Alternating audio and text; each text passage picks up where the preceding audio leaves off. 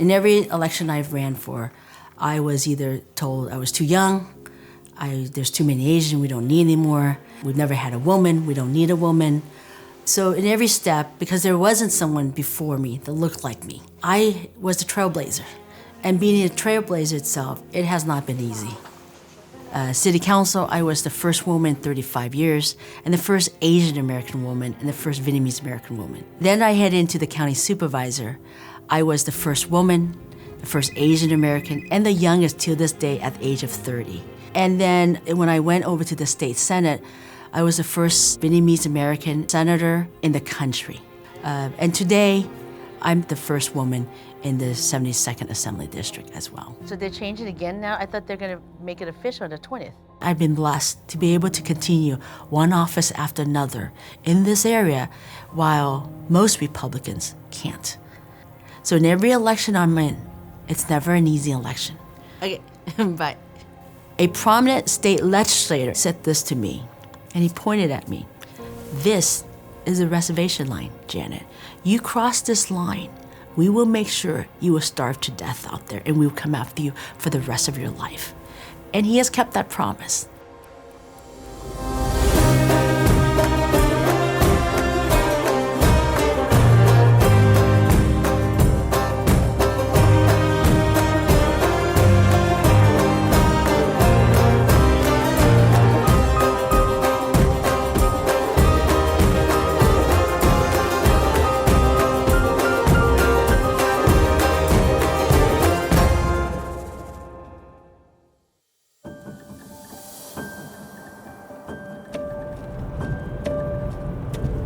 So we're gonna go and meet with the BOLSA CHICA Conservancy and a lot of the nonprofit that help serve and preserve the ecological system in Orange County.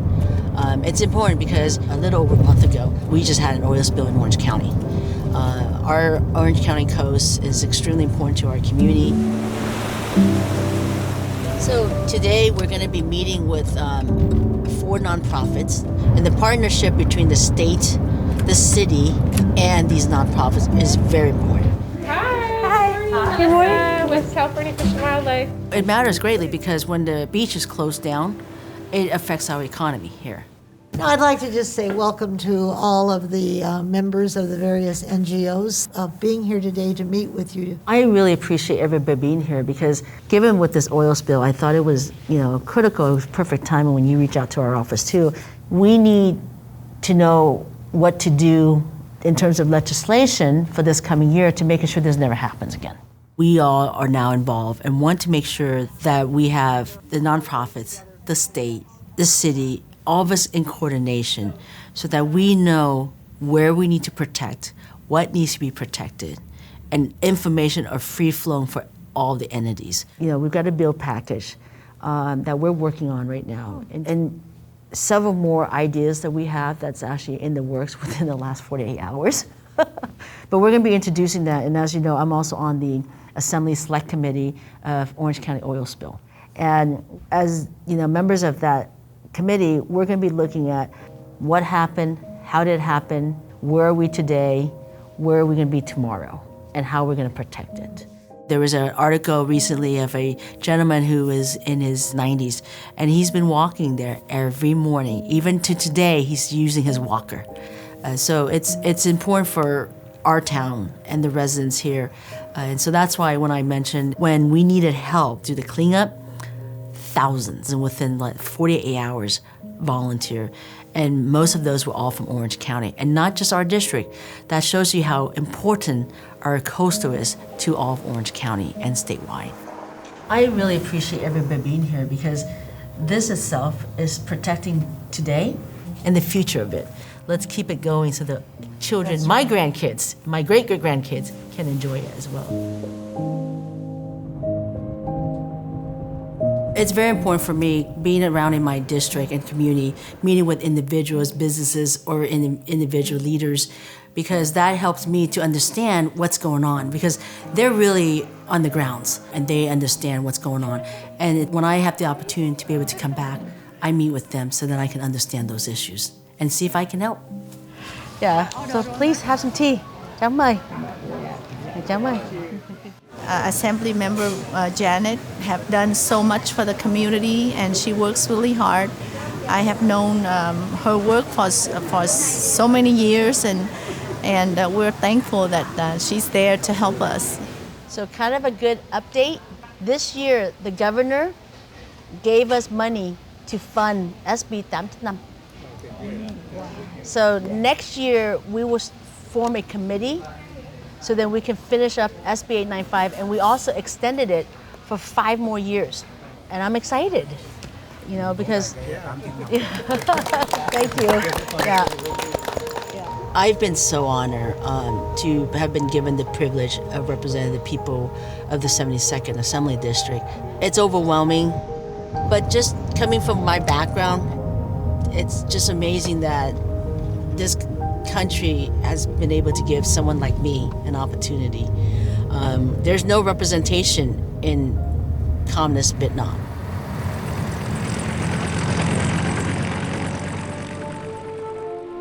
The Vietnam War started in the 50s.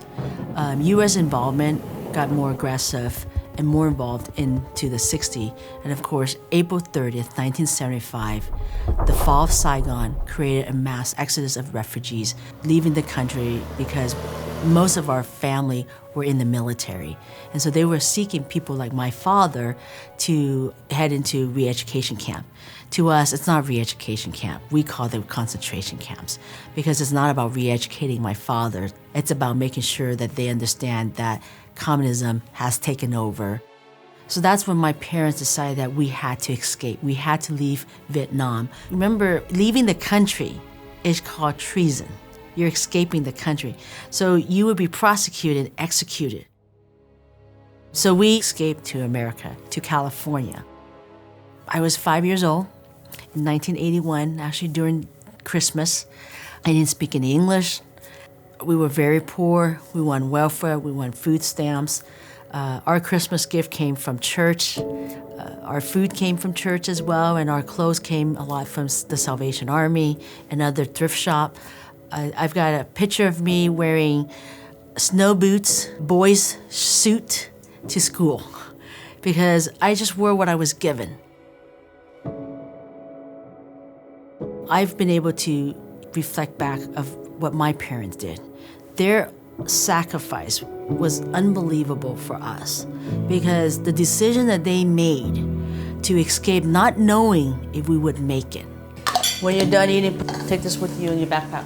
Okay. Having my own 2 children, I wouldn't know what to do if I was put in that position. They'll wait for you. They're not gonna leave without you. But they knew risking their family in search of freedom and democracy was a better chance for us to live than to stay in Vietnam.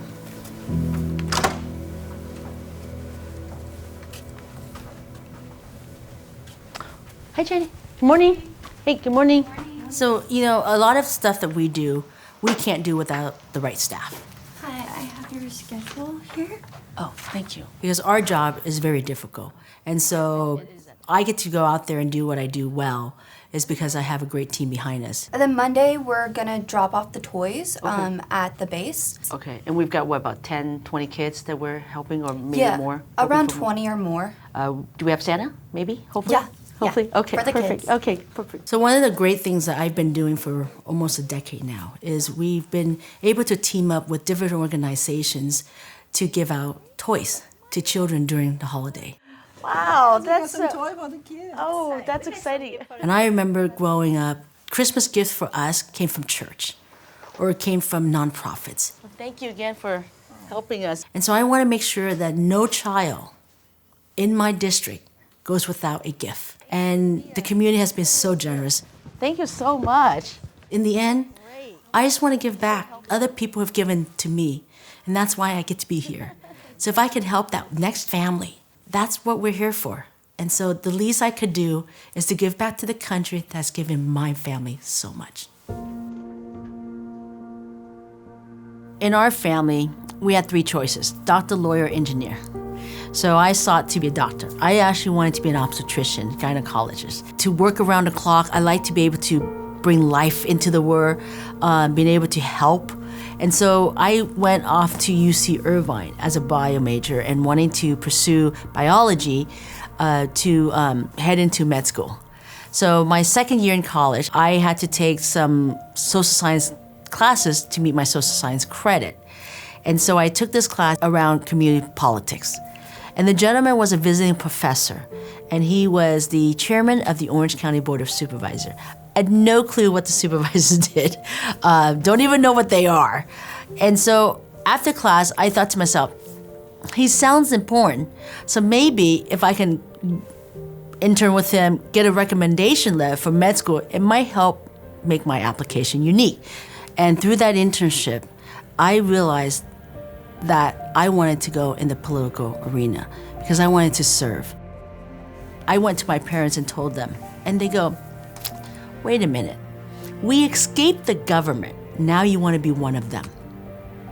It hit home to me because in Vietnam, government doesn't work for the people. So I made sure that I always keep in mind to making sure my parents know that government can work for the people. Actually, my bill package is going to be pretty extensive this year. And so something that I always am reminded, what I do today will be remembered in the future and how other will be able to take my position and serve. And that we, as public servant, we start with the heart. We serve with the heart and making sure that the people we represent are the people. Go ahead, Tony.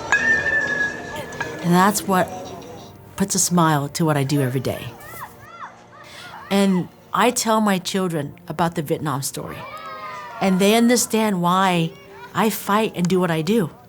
And they understand why when mommy gets angry in the sense that I'm gonna fight and I'm not gonna let it go, because that's what built our country.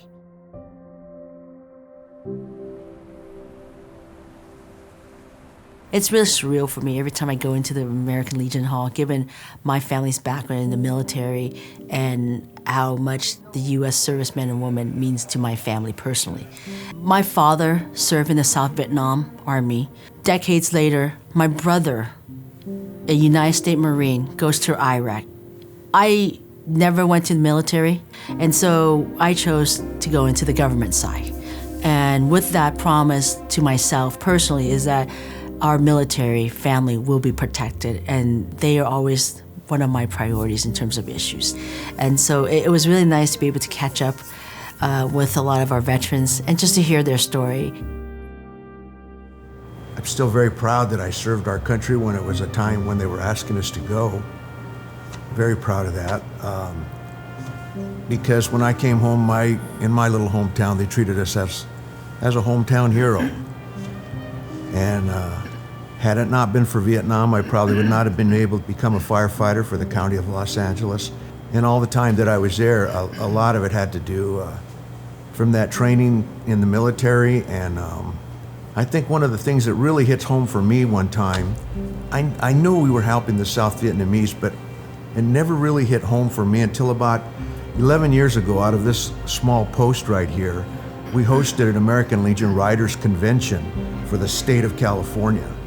And there was a little hotel room across the street here where a lot of the people that came from Northern California stayed.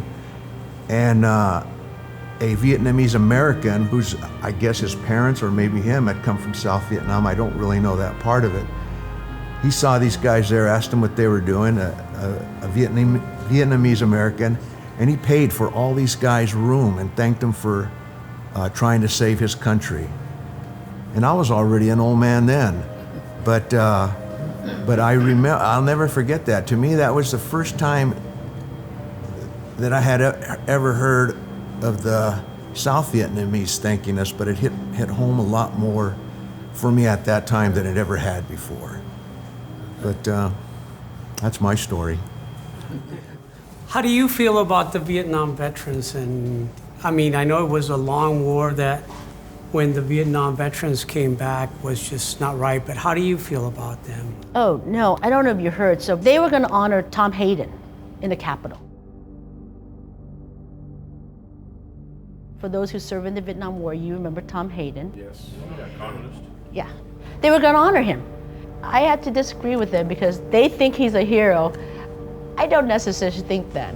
Senator Nguyen. Thank you, Mr. President. Kính thưa các vị thượng nghị sĩ và đồng hương. I spoke first in Vietnamese. Của thiết sĩ Việt Nam Cộng hòa sẽ không bao giờ quên sự ủng hộ của thượng nghị sĩ Just a few words, but they heard Hayden. Tom Hayden cho Cộng sản Việt Nam. So everybody stopped and looked at me. The millions of the Vietnamese and thousands of Vietnamese refugees who died in seeking for freedom and democracy. And I kept on talking. They shut down my mic. I choose to step out of the chamber. Senator Nguyen, you are out of order. If you can please take a seat. Senator Nguyen, please take a seat. You are out of order. So I get louder and louder. I'm just still reading my speech. I'm ignoring all the noises around me. Sergeants, please remove Senator Nguyen from the chamber. Have her removed immediately. The chief called another sergeant and they both dragged me off the floor. Sergeants, please remove Senator Nguyen. She is out of order.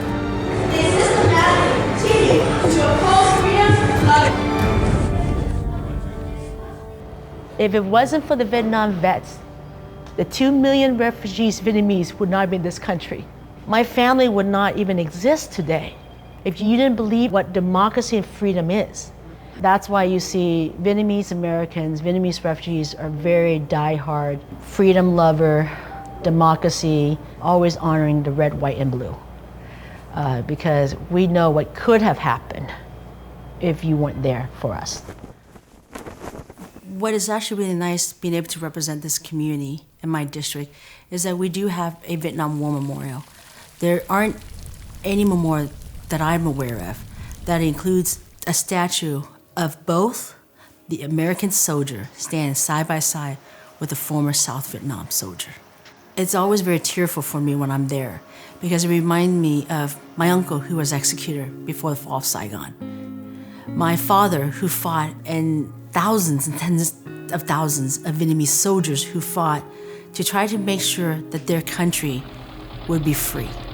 And the millions of Vietnamese refugees who had to fled Vietnam after the fall of Saigon. Being able to serve in the last almost 2 decades now, I get to hear a lot of stories. Stories of generals, admirals, commissioners, you name it, of what happened during the war and what happened to them when they came here. These stories are so touching. What's going on now is that generation are slowly passing away.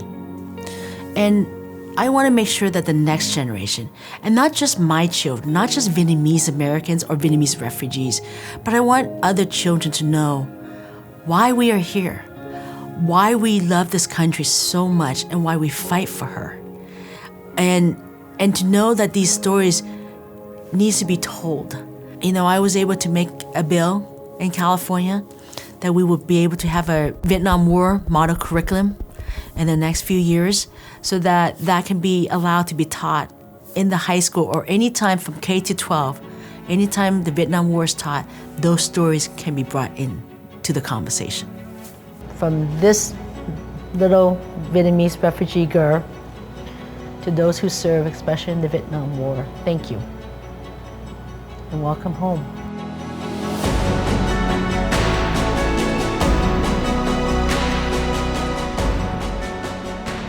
It's actually very heartwarming and truly an honor to be able to continue to just serve and knowing the issues that help our community.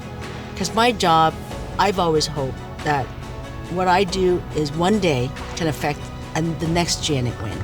You can be poor, on welfare, food stamp, and then 30 years later, I get to step my foot in front of the Capitol of the state of California. It can't happen anywhere else. Only in America are those opportunities allowed for people like me.